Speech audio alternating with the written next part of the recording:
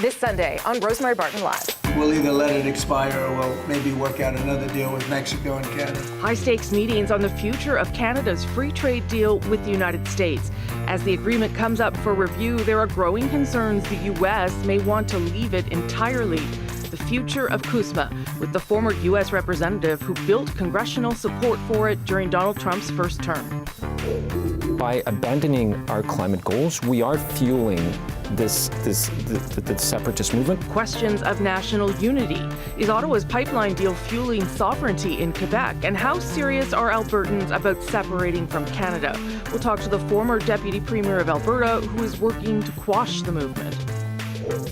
Talks to end Moscow's war with Ukraine finish this weekend without a breakthrough as Russia unleashes a massive drone and missile attack. Ukraine's ambassador to Canada on the progress to secure a peace plan. It all starts now on Rosemary Barton Live.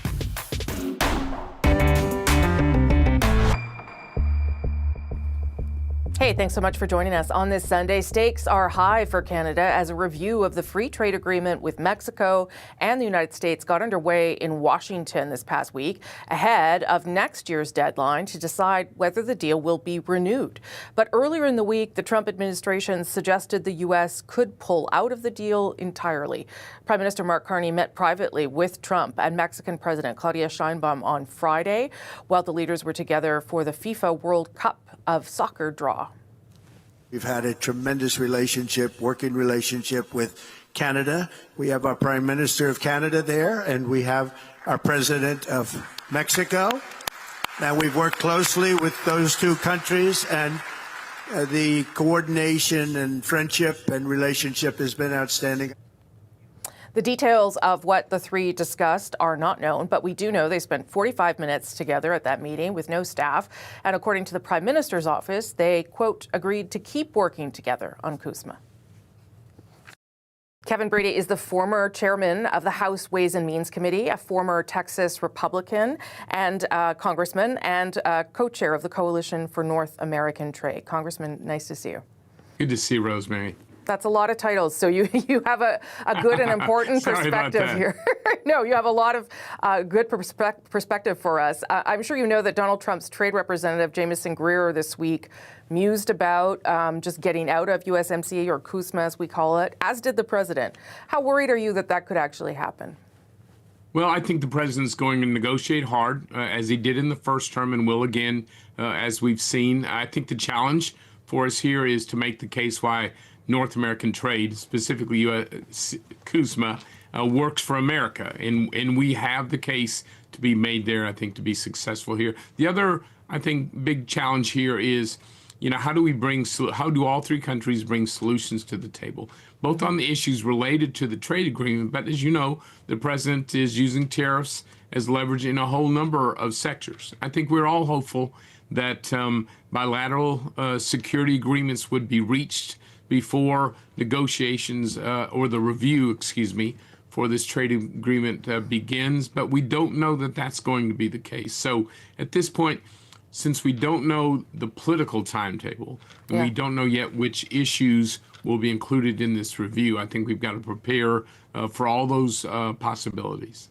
So I'm sure you know that Canada was negotiating bits and pieces on the sectoral tariffs, and that has sort of fallen apart due to a number of factors. Do you think now that the way forward for all three countries is through the review process and getting to that point?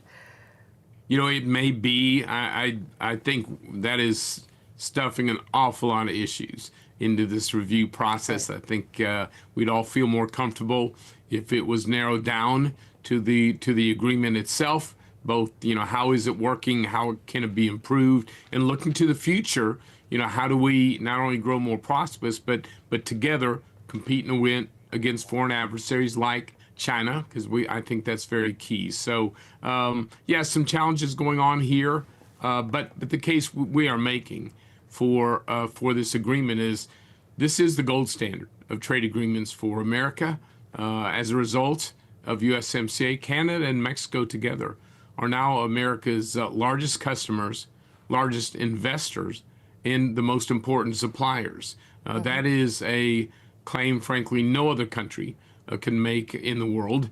That's why, because of this agreement today, the U.S. is more economically strong, certainly more secure, and I think better positioned, as are all three countries, to be able to compete and win against China.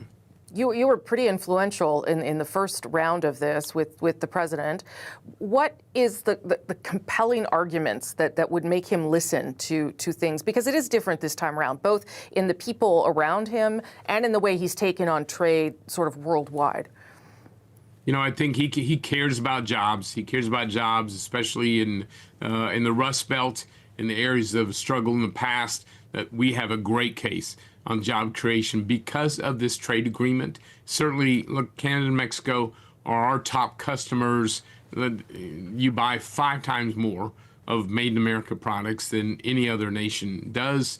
It reaches through all 50 states. There is, I know, working on Capitol Hill to build the political support last go round. Jobs mattered in these communities. I think every congressional district, including mine at the time, had key jobs depended upon this agreement. And so I think members of Congress, there is more support for this agreement, I think, than any other. I think there is a desire that this agreement continue. It needs to be improved. Like with every major trade agreement, there's going to be some trade tensions. So a review is really a chance for all three parties sort of to come together to find out where we can find some of those solutions. But at the end of the day, we're asking that it be preserved, that it be extended, and that it keep the key ingredients that make it so special, which is zero tariffs and exemptions from these other broad tariff levies. That's what makes this agreement one of its kind in the world, but also why it is so effective for all three countries. Do you think that's possible, that we will get to zero tariffs, or do you think that it's more likely that the president will say, okay, we'll stay in it and perhaps review it annually, which I know is part of the options here, but we're going to keep tariffs on some of these issues like softwood lumber, for instance? Yeah, so it's a great question. We don't know yet, and I don't think the president and the negotiating team have really got to that point yet. We're going to make the strong argument that the exemption for Canada and Mexico from those types of tariffs, frankly, has been what has made this such a strong agreement. A lot depends on the discussions going on here. I think a year-to-year extension, while it certainly still keeps the agreement in place and keeps duty-free tariffs for much of our trade, that's not a desirable outcome in the sense that especially in manufacturing, especially in innovation, sort of the challenges of the future for all three countries, for North America. It really requires major long-term investments in the countries. That comes with a longer-term extension, certainly for our manufacturing jobs, but frankly for our competitiveness overall. So the talks are sort of off right now, although the Prime Minister is still speaking to the President, and the relationship seems good. What do you think Canada should be putting on the table here? Or what do you think Canada should be doing to try to get the President to get to the outcome that you also want? And so I think continuing to develop that personal relationship, it really does matter to the President. We've seen that first term, and we see it here in the second term. So continue that. Secondly, I think be creative in the solutions in a couple ways. One, certainly the president has a number of issues that he wants to raise with Canada and Mexico.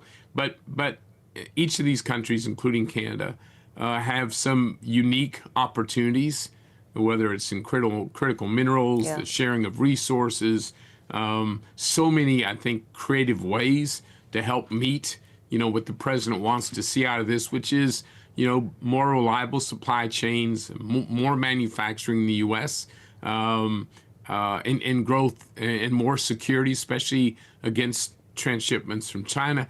So I actually think, looking at all these trade negotiations that are occurring, Canada and Mexico alone have more resources, I think more opportunities to bring solutions to the table than any other nation, frankly. I'll just end on this, Congressman. Do you still speak to the president? Does he seek your smart ideas? We have a great relationship. Having authored his tax reforms in the first term, and helped supported Congress as they made them permanent and improved upon them. He knows that I want him to have the strongest economy on the planet. Getting this agreement right, keeping this gold standard is certainly, I think, a key to economic growth, certainly to affordability and to a lot of local jobs in America. Congressman, co-chair of the Coalition for North American Trade, Kevin Brady. We will speak again, I hope. Thank you so much for your time. Thank you, Rosemary. Industries across North America, of course, waiting to see how these renegotiations shake out, while tariffs continue to hammer Canadian exports to our #1 trading partner. Softwood lumber, aluminum, and steel all still facing steep levies at the U.S. border. And this past week, Algoma Steel sent out layoff notices to roughly 1,000 employees in Sault Ste. Marie, Ontario. They will be effective in the new year as the company speeds up the closure of its blast furnace and coke-making operations.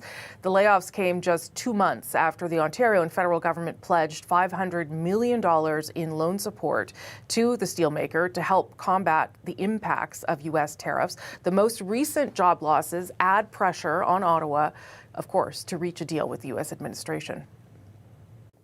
Matthew Shoemaker is the mayor of Sault Ste. Marie, Ontario. Nice to see you, Mayor. Thanks for having me. So I'm sure everyone is sort of digesting still the news about Algoma having to lay off 1,000 people over the next few months. What is this like for your community? What has been the response?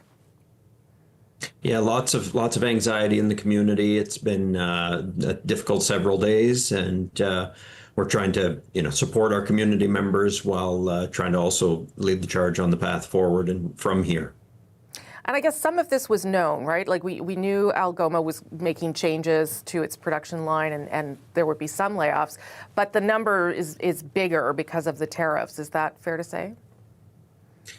Yeah, two things that were unknown. Now, so the transition from coal-based steelmaking to electricity-based steelmaking was naturally going to reduce the number of people, especially those that worked in the blast furnace and the coke ovens that produced that processed the coal to go into steelmaking. Right. However, that was supposed to be done in mid-27 to late 2027, that is. And so the tariffs meant that what was otherwise going to be a 2-year transition from the mid-2025 to mid-2027 was sped up to a 6-month transition from when the tariffs came in place on June 1st to early in the new year. And that doesn't allow us enough time to have carried out all the plans that we've got to try and mitigate what those job losses were going to be. So I know you sent letters to the Prime Minister and to the Premier of Ontario saying that the steel tariffs demonstrate, I think you called it, the profound and escalating threat of U.S. tariffs, and that this has gone far beyond what we should be tolerating. So what do you think has to be the next step then, given how directly this is impacting your town? Yeah, well, I mean, I'm in the privileged position of not being in the Prime Minister's shoes, but I do think that the strategy that he's deploying right now isn't working. So the strategy has to change. The strategy that is being deployed right now is causing 1,000 layoffs to be moved up by almost 2 years in Sault Ste. Marie. And it's going to create the same effects in Hamilton. It's going to create the same effects in the communities in Quebec that have aluminum mills. It's going to create the same effects in those communities in British Columbia that deal in softwood lumber. So I don't envy the position he's in, but either greater counter tariffs or a change in negotiation strategy needs to be at the front of on the front of his list, at the top of his list, I should say, because the current methods are resulting in immediate and impactful job losses in our community. Well, I mean, there really isn't much happening, I guess, is kind of the problem right now in terms of negotiations. But to be fair, the federal government and the provincial government have given a lot of money to Algoma. I think we're up to $500 million, even though these layoffs are going forward. So what other supports could they be doing? I mean, obviously getting a deal and getting rid of the tariffs would be good, but what else would be helpful?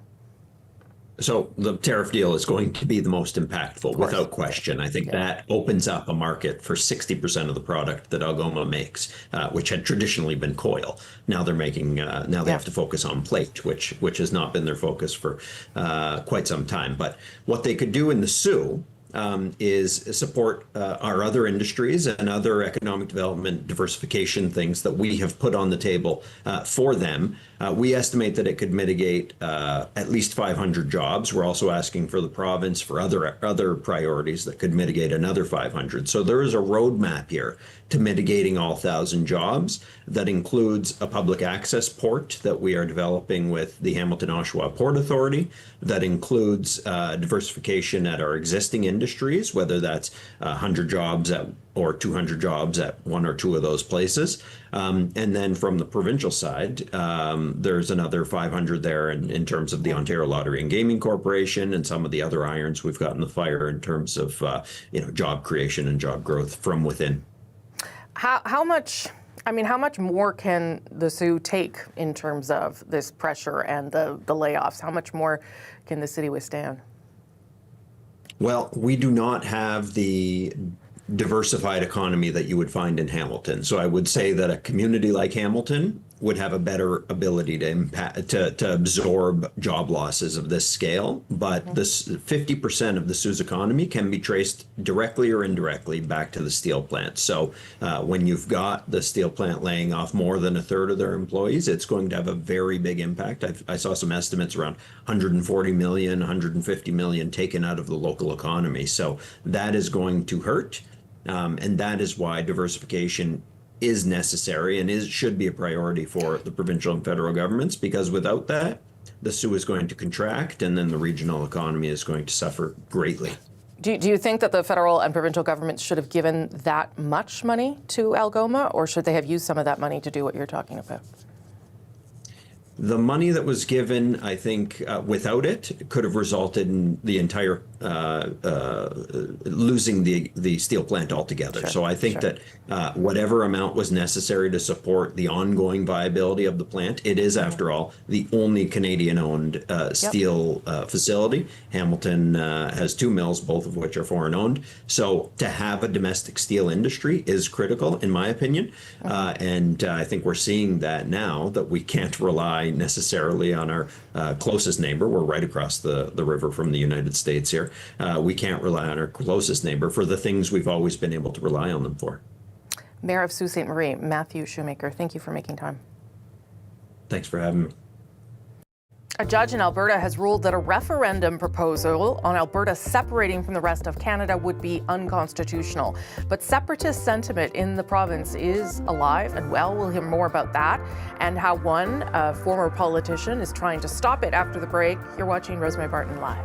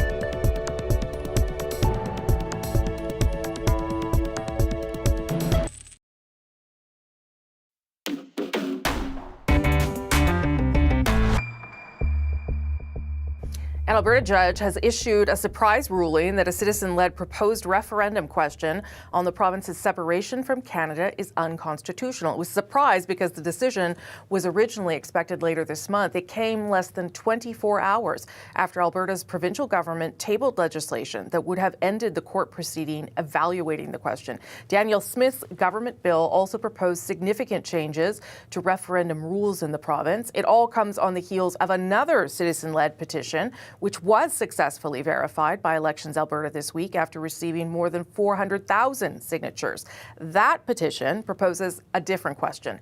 Do you agree that Alberta should stay in Canada? And it was launched to counter the separatist movement. The petition will now make its way to the Alberta legislature, where a committee will decide on whether it should be put to a province-wide referendum.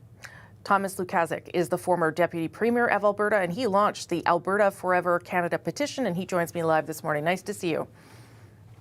Rosemary, thank you for having me.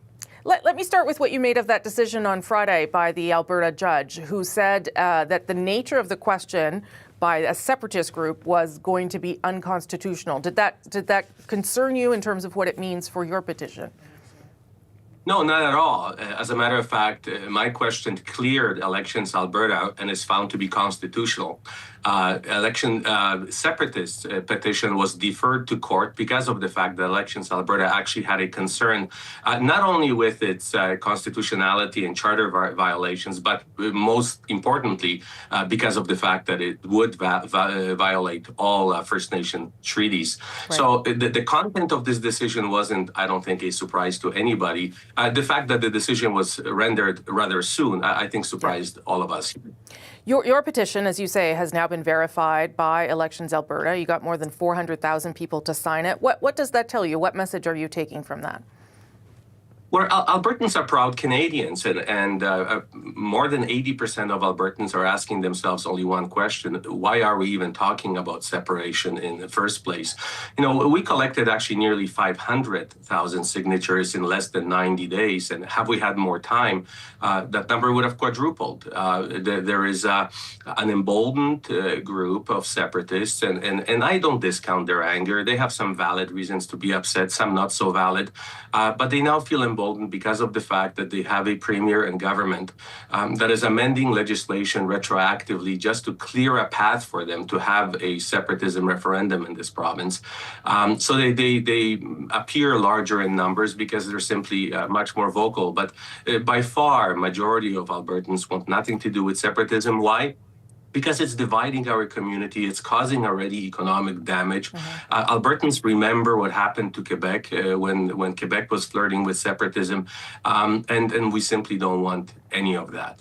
There are some critics, I mean, the premier, the current premier, and the former premier, Jason Kenney, who have voiced concern over your petition. Kenney saying in particular that you're playing with fire, that you're sort of giving separatists what they want if this were to get to a referendum. Right now, it has to, as I said, has to go to the legislature, because you're in some ways forcing them to choose a side. What do you say to that? Well, Mr. Kenney simply is not being truthful on this issue. First of all, we have this problem in Alberta because of Mr. Kenney, because he actually courted separatists into the governing UCP party.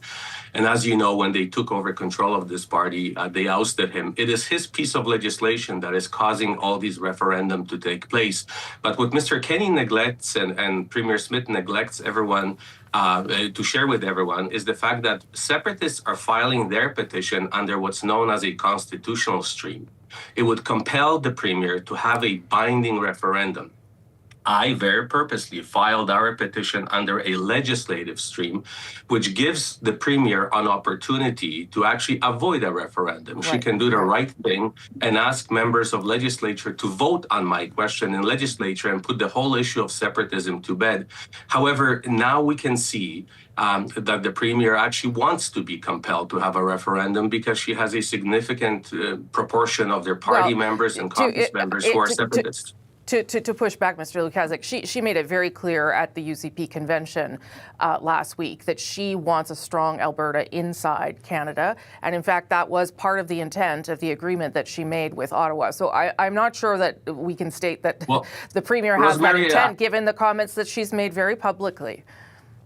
Well, so let's look at what she says and what she does. So while she said that, and I agree with you, Rosemary, she actually hired a law firm and she acted as an intervener in this case, court case that we just talked about, where she was arguing on behalf of separatists that their question should go forward, which would compel her to a referendum.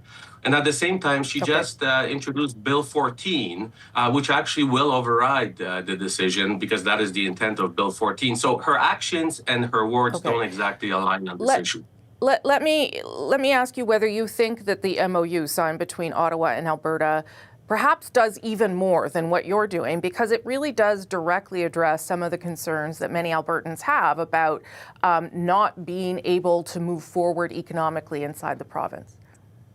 I certainly hope that it does more than what I have done. You know, this MOU has shown Albertans that when we talk to each other in good faith, good things can actually happen. And I was very disappointed to see the United Conservative Party convention where they were actually booing the MOU that was signed between the Premier and our Prime Minister.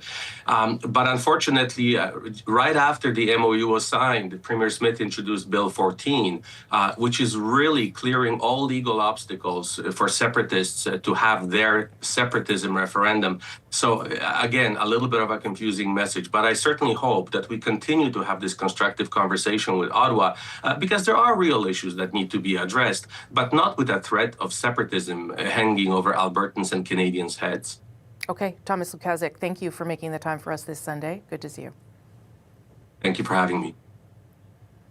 The Prime Minister's energy deal with Premier Smith looked to appeal to Alberta, but it has been getting some pushback in Quebec, as you heard in the last hour. Former Cabinet Minister Stephen Guilbeault says backtracking on Canada's climate goals is losing support inside his home province. Plus, there's a motion in front of the House of Commons this week from the official opposition to force a vote on supporting a pipeline that could expose division inside the Liberal caucus. The Sunday Scrum is with us to talk about all of that in 2 minutes.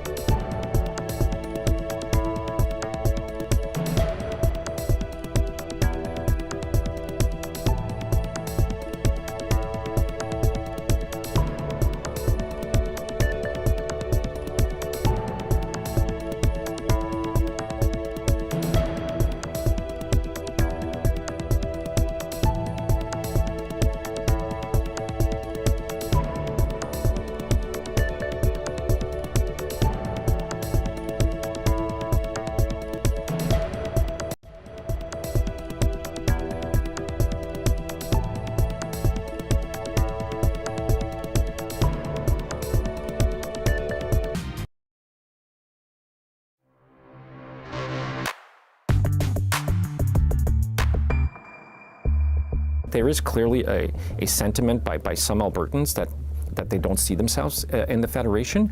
But we also have to be careful because we have a very strong separatist movement in Quebec. Using a solution that failed before, we're trying to appease separatist movement in part of the country by fueling them in another part of the country.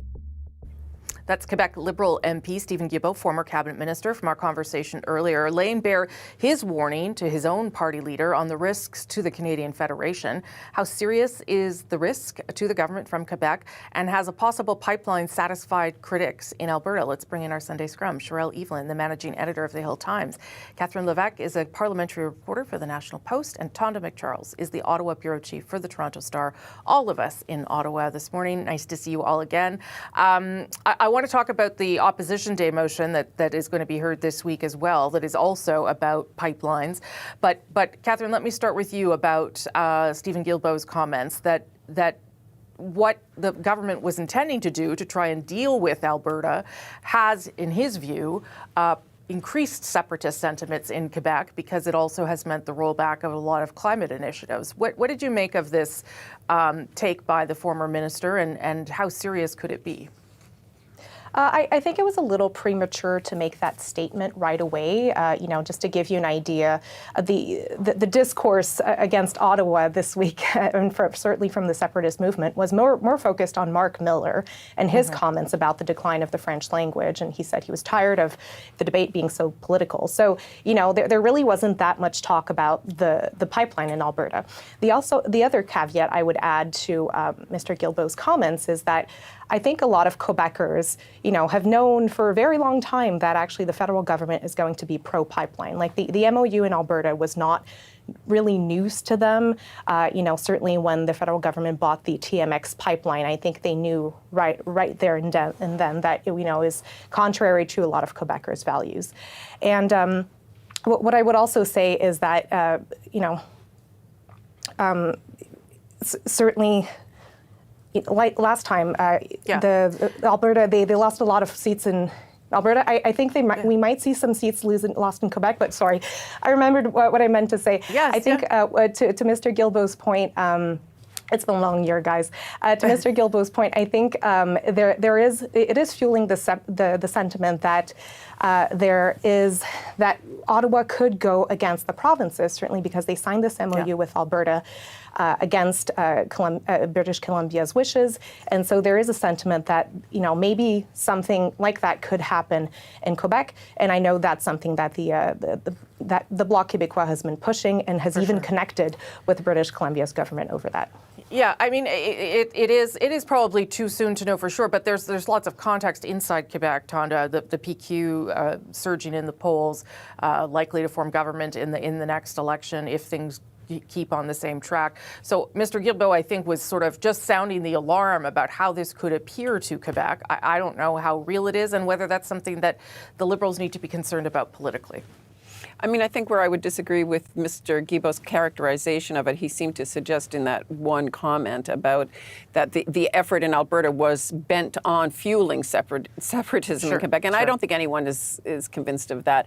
To Catherine's point, yes, it's been a long year. But I think what's looming is a pretty big year in Quebec politics that the country, and I think the Liberal government, has yet to really focus on and pay attention to, and that is the potential and likely election of a Parti Québécois government promising a referendum on separation in the next mandate. So, look, that's something that there are some Liberals within Carney's government who believe that they haven't paid enough attention to. And yes, I've heard the same thing you have as well, Rosemary, that, the Carney government, and Carney in particular, was quite worried about the rise of a separatist sentiment in his home province, his native, where he grew up anyway, of Alberta. But, it's hard to sort of really understand, in the context of the pipeline debate, which faction in Alberta is going to hold the day. Look, the polls are showing that this is going over, and it's early days. This is going over well in Alberta. It's going over well across the country because of the economic threat that the country is facing. And that, so far, at least, and this could change depending on how vehement the opposition is among Indigenous communities and in BC. But a majority, there's more people across the country in all regions, basically, that support it, or the idea of building something that protects Canada, than there is against it at this stage. So, look, I think that is the pipeline project, the notion of a pipeline, because we don't actually have a project proposal yet, fueling something? I think what we have to say, it comes against a backdrop of concerns regionally about whether their interests and values are being protected. Yeah, and Cheryl, is it good to go to you? And because your home province, BC, feels now, its own sense of upset. And I'm not saying there's separatist sentiment there, but it's almost, this is the difficulty in running the country, is you can displace and upset people from one region to another based on what's wanted. So it's hard to know whether this has helped or hurt the issue that the Prime Minister seemed concerned with. Yeah, I do believe that there's always going to be a component and a contingent of people who are going to be unhappy, regardless of the outcome. I think that's very clear. Even I know you said we were going to talk about the Conservatives' motion, and even just within that, it kind of seems like it's inherently contradictory. Talking about do we support this pipeline while respecting the duty to consult that we have with Indigenous peoples? And that's how can you unequivocally support something if once you've consulted and found vehement opposition? It's kind of always going to be something for somebody. And even with Alberta, what we were seeing, with the UCP not being overly happy. Alberta's always going to have Ottawa as a scapegoat for something. And if it's not energy, it's going to be something else. It could be the notwithstanding clause. It could be, all kinds of things. So there's always going to be some reason that somebody in some portion of the country is going to be unhappy, just because that is how our federal system is set up.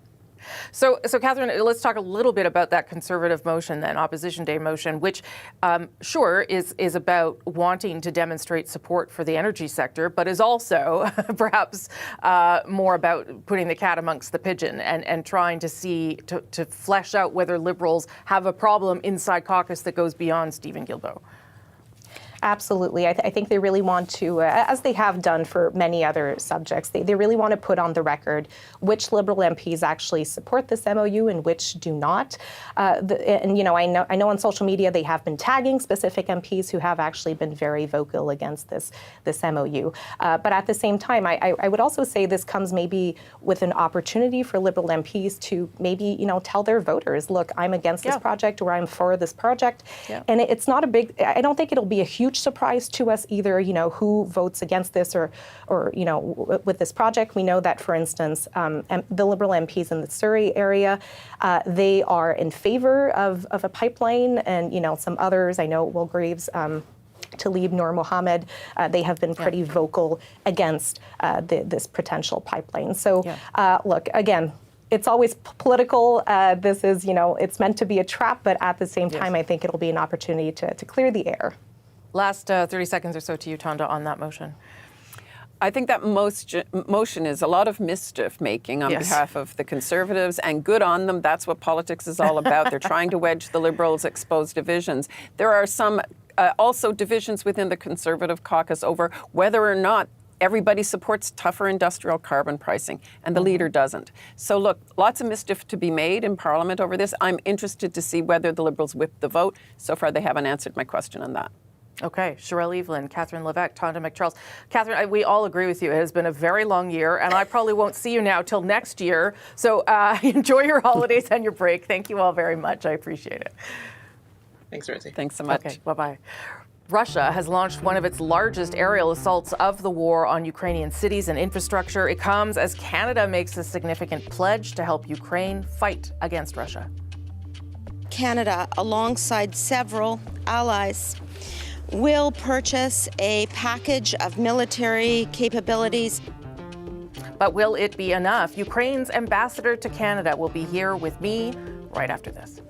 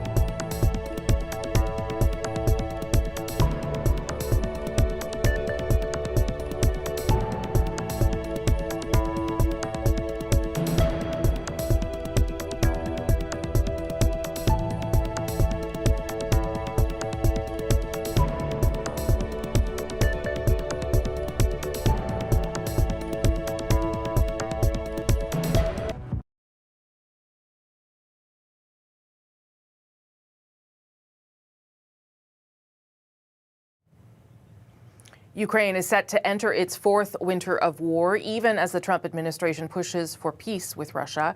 After 3 days of talks between U.S. and Ukrainian officials, negotiations have wrapped up in Miami without a clear breakthrough on ending the war. This is happening as Russia appears to maintain its hardline demands and its attacks, with missile and drone strikes felt across Ukraine this weekend.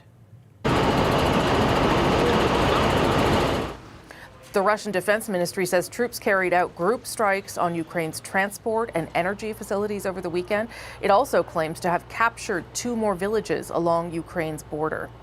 It comes as the U.S. Special Envoy to the Middle East, Steve Witkoff, and Donald Trump's son-in-law, Jared Kushner, were in Moscow meeting with the Russian President, Vladimir Putin, for what Trump described anyway as a very good meeting, despite the fact that no deal was reached. As we continue to see horrific images of Ukrainian families and children being killed on the battlefield and in cities and towns across Ukraine, Canada stands firmly, shoulder to shoulder with Ukraine in the short and the long term. So this past week, Canada, alongside several other allies, pledged more than $200 million in military funding for Ukraine. The commitment was made through NATO's Pearl initiative, where members can fund supplying Ukraine with critical military equipment. It's the second time Canada has done that through that opportunity. In August, approximately $680 million was set aside then.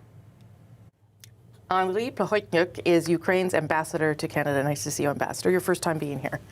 Thank you for inviting. And I hope I did your last name okay. Yes, everything is perfect. Okay. I want to start sort of with developments that have happened over the weekend. Russia pounded Ukraine again overnight with missiles and drones. And it comes as officials continue to talk in Florida about a potential peace deal. What can you tell us about whether progress is being made and whether you think that it will happen? Firstly, it's a kind of response that we see every day from the Russian side to ongoing peace talks, which engage a lot of partners, certainly with U.S. leadership, with our participation. But even last night, we had tremendous attack on our civilian infrastructure, especially energy. When it comes to peace negotiations, we have been engaged very constructively with the American side, certainly with proper coordination and with our European partners and Canada as well. The talks continue. They took place in Europe, and now they continue in the United States. There has been, as you know, criticism, initially at least, of the plan that it was pro-Russian, that there wasn't enough being done to defend the interests of Ukraine. What is your understanding of whether that has been corrected?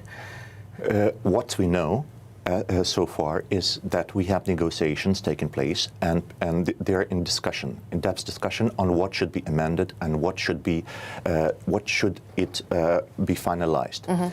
So we want to have a reliable, a viable peace plan that will bring just, comprehensive and lasting peace to Ukraine. So sides are working.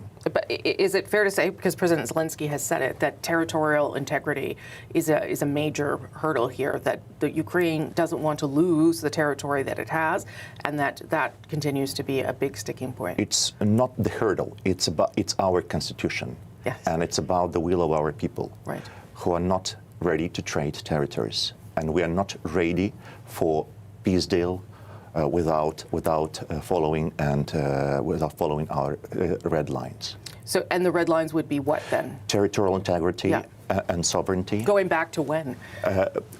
Well, certainly, our wish is to have our border reinstated within the borders of 1991. They are called internationally recognized Ukrainian border. Certainly we understand that Russians would never agree to that. Yes. So to achieve this in future, we need on the one side negotiations, real genuine negotiations. On the other side, we need collective increased pressure on Russia diplomatically and economically, so that to make them start this genuine negotiations. Okay, and we'll talk about that a little bit, but how important on the other end are security guarantees? Security guarantees are very, very important. We're talking about a number of things, but certainly they should be robust. they should be viable, and they should be legally binding. So where does that come from? Who puts those security guarantees in place? What does that look like? Security guarantees, we had a number of initiatives that are successfully implemented. We have signed a lot of bilateral security agreements with all of our partners. Canada included. Certainly. And when it comes to security guarantees, first and most important thing is to have the guarantees from the United States. Because we in Europe, we understand that we should work together to keep American side engaged in European affairs. Because under their leadership and their strong coordination, we can achieve best results possible in this peace negotiations. The French president, I think, is meeting tomorrow with Keir Starmer and the German chancellor. And Emmanuel Macron has said that there needs to be, to your point, unity between Europe and the United States in protecting Ukraine. Do you feel that they are on the same page right now? Transatlantic unity is our main objective, to ensure that we are united, because Russians will do everything to destroy this unity. By hybrid methods, by information campaigns, by cyber attacks, and they have a huge toolbox of instruments they can be using. But for us, unity and unity of understanding and unity in our robust response is absolutely top priority. And we are working together with Europeans to achieve this unity with our American partners. Canada announced $200 million in funding for military equipment in Ukraine this past week. It does seem from the things that I'm reading that it is getting harder for the Ukrainian military. Is that fair to say? And how much is this kind of funding and military equipment needed given that? The situation on the battlefield certainly is very difficult because we are facing a major power with huge potential, manpower, resources.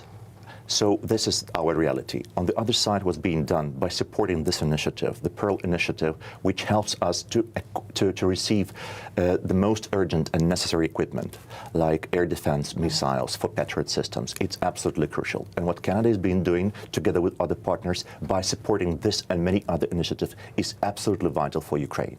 Because the first priority, which is mentioned daily by President Zelensky, is air defense.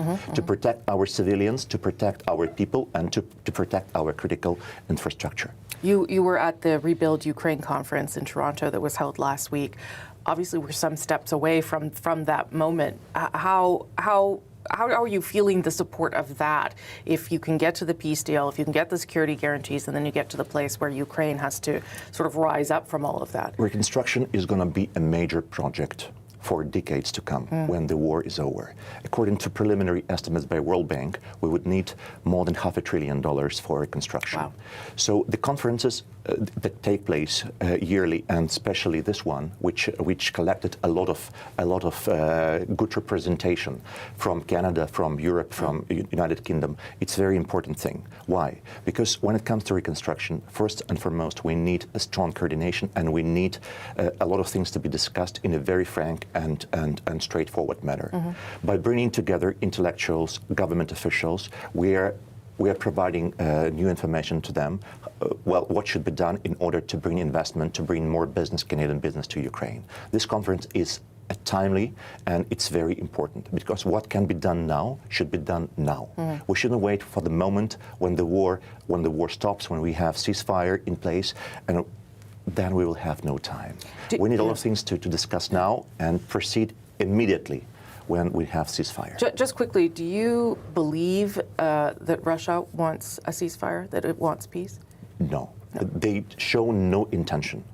By everyday attacks, by everyday atrocities, by everyday pain that they bring to Ukrainians, they show no will. So it should be a combination. Strong and very fast negotiations, with partners, and certainly combined with increased pressure to make them start these negotiations. Ambassador, nice to meet you. Thank you for coming. Thank you for having me. Appreciate it. Thank you.